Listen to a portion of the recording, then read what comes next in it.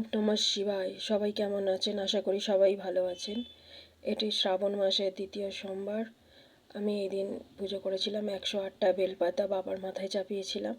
আর এই যে দেখতে পাচ্ছেন, এই নতুন শিবের মূর্তিটি আমাদের বাড়িতে এসছেন।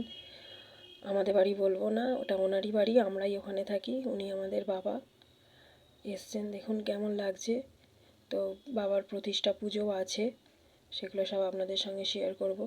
তো আমার যে লিঙ্গ মূর্তিটি থাকে তাতেই পুজো করেছি, 108টি বেলপাতা দিয়ে। ধুতরা ফুল, আকুন্দ ফুল, সমস্ত কিছুই পেয়েছি। নীল অপরাজিতা, তার সঙ্গে ছিল ধুতরা ফলও ছিল, আকুন্দ ফুল, কলকে ফুল, বেলপাতা আমাদের গাছেরই। 108টা বাবাকে অর্পণ করেছি চন্দন সহকারে। আমার নিজের মতো করেই, ছোট করেই বাবার আরাধনা করলাম। জানি না কেমন হয়েছে, বাবা নিশ্চয়ই গ্রহণ করবেন।